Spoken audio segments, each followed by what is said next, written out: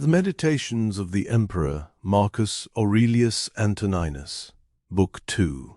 Remember to put yourself in mind every morning, that before night it will be your luck to meet with some busybody, with some ungrateful, abusive fellow, with some knavish, envious, or unsociable churl or other.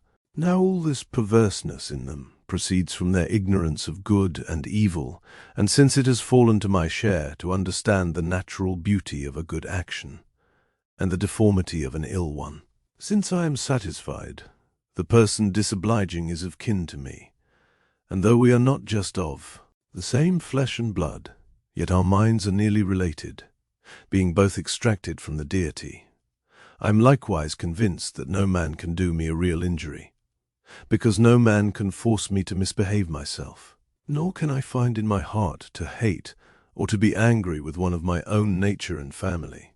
For we are all made for mutual assistance, as the feet, the hands, and the eyelids, as the rows of the upper and under teeth, from whence it follows that clashing and opposition is perfectly unnatural. Now such an unfriendly disposition is implied in resentment and aversion. This being of mine, all there is of it, consists of flesh, breath, and the ruling part. Away with your books, then. Suffer not your mind any more to be distracted. It is not permitted. As for your body, value it no more than if you were just expiring. For what is it? Nothing but a little blood and bones, a piece of network, wrought out of nerves, veins, and arteries twisted together. In the next place, consider what sort of thing your breath is. Why, only a little air, and that not constant, but every moment let out of your lungs and sucked in again. The third part of your composition is the ruling part. Now consider thus, you are an old man. Do not suffer this noble part of you under servitude any longer. Let it not be moved by the springs of selfish passions. Let it not quarrel with fate, be uneasy at the present, or afraid of the future. Providence shines clearly through the works of the gods. Even the works of chance are not without dependence on nature, being only an effect of that chain of causes which are under a providential regulation. Indeed, all things flow from this fountain. Besides, there is necessity, and the interest of the whole universe, of which you are a part.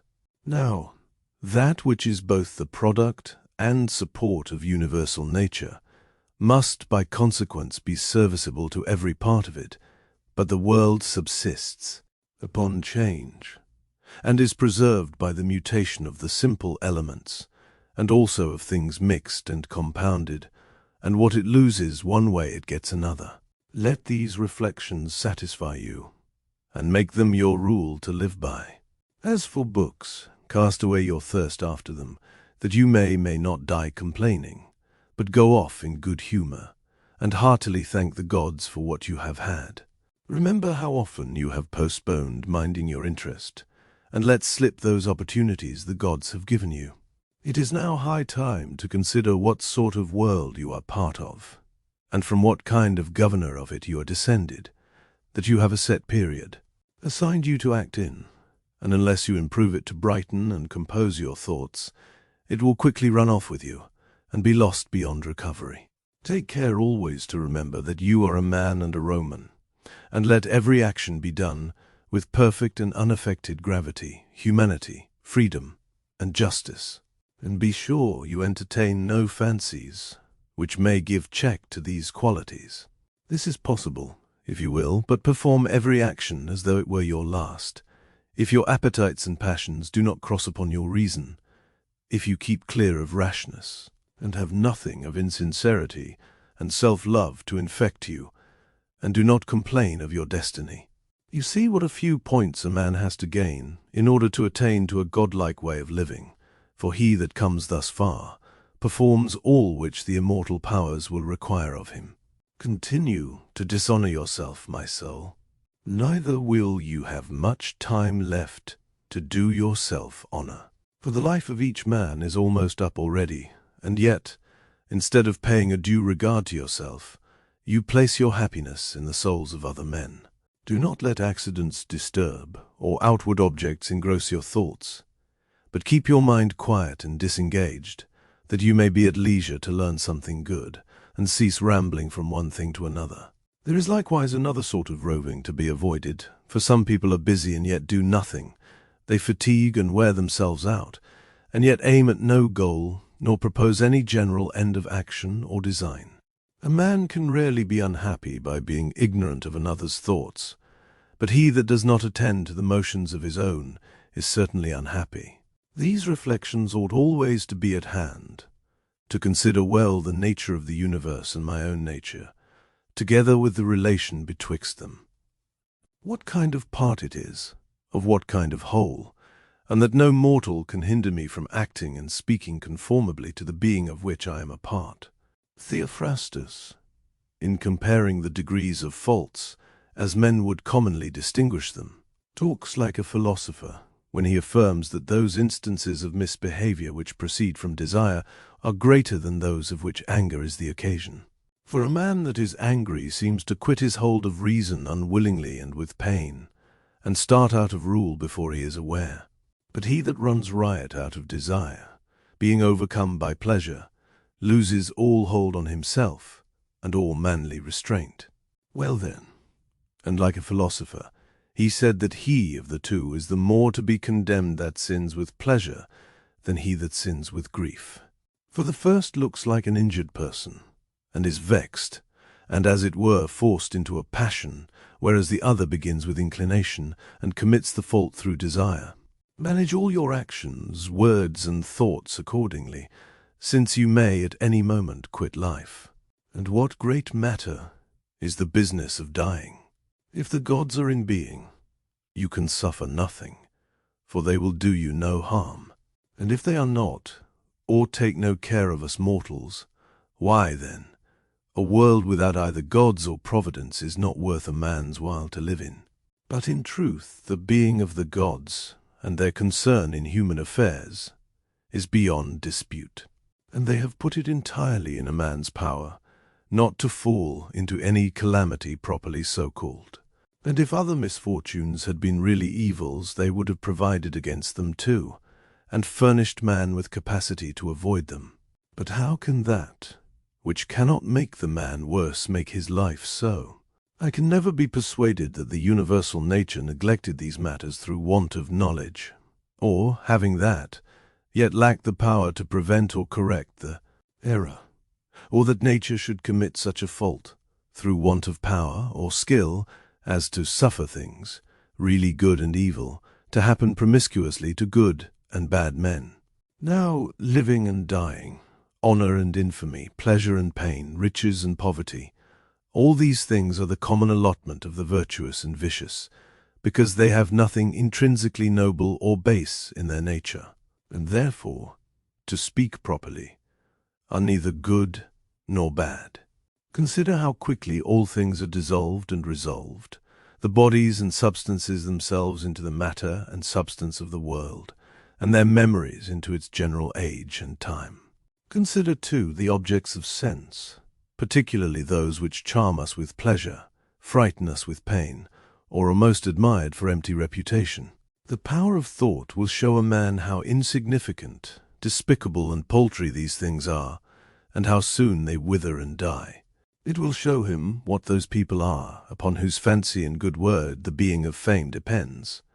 Also the nature of death, which, if once abstracted from the pomp and terror of the idea, will be found nothing more than a pure natural action. Now he that dreads the course of nature is a very child, but this is not only a work of nature, but is also profitable to her. Lastly, we should consider how we are related to the deity, and in what part of our being, and in what condition of that part.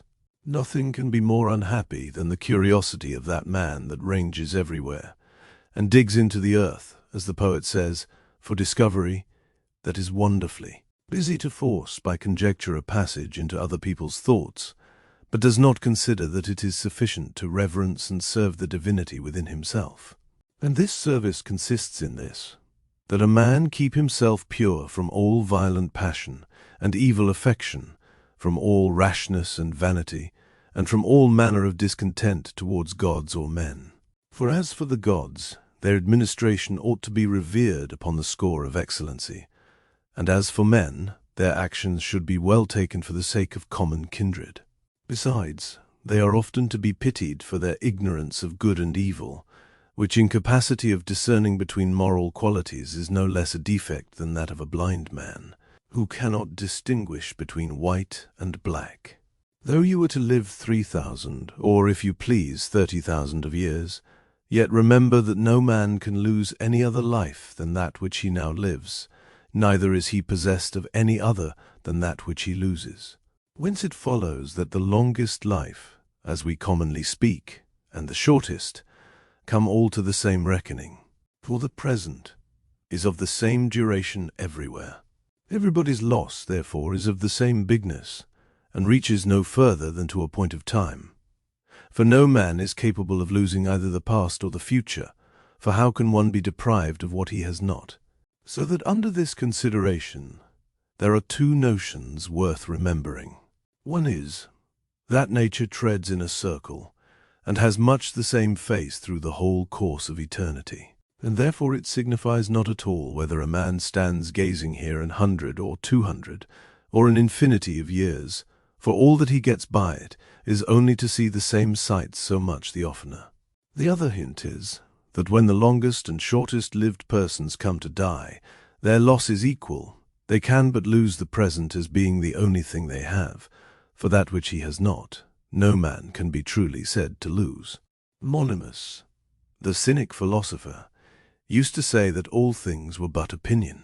Now this saying may undoubtedly prove serviceable, provided one accepts it only as far as it is true. There are several different ways by which a man's soul may do violence to itself. First of all, when it becomes an abscess, and, as it were, an excrescence on the universe, as far as in it lies. For to be vexed at anything that happens is a separation of ourselves from nature, in some part of which the natures of all other things are contained. Secondly, it falls under the same misfortune when it hates any person, or goes against him with an intention of mischief, which is the case of the angry and revengeful. Thirdly, it wrongs itself when it is overcome by pleasure or pain. Fourthly, when it makes use of art, tricking, and falsehood in word or action. Fifthly, when it does not know what it would be at in a business, but runs on without thought or design, whereas even the least undertaking ought to be aimed at some end. Now the end of rational beings is to be governed by the law and reason of the most venerable city and constitution. The extent of human life is but a point. Its substance is in perpetual flux, its perceptions dim, and the whole composition of the body tending to corruption. The soul is but a whirl, fortune not to be guessed at, and fame undiscerning in a word. That which belongs to the body is a flowing river, and what the soul has is but dream and bubble. Life is but a campaign, or course of travels, and after fame is oblivion. What is it, then, that will stick by a man? Why, nothing but philosophy. Now this consists in keeping the divinity within us from injury and disgrace, superior to pleasure and pain, doing nothing at random, without any dissembling and pretense, and independent of the motions of another. Farther, philosophy brings the mind to take things as they fall, and acquiesce in their distribution, inasmuch as all events proceed from the same cause, with itself, and above all to have an easy prospect of death, as being nothing more than a dissolving of the elements of which each thing is composed. Now, if the elements themselves are never the worse for running off one into another, what if they should all change and be dissolved? Why should any man be concerned at the consequence? All this is but nature's method. Now, nature never does any mischief.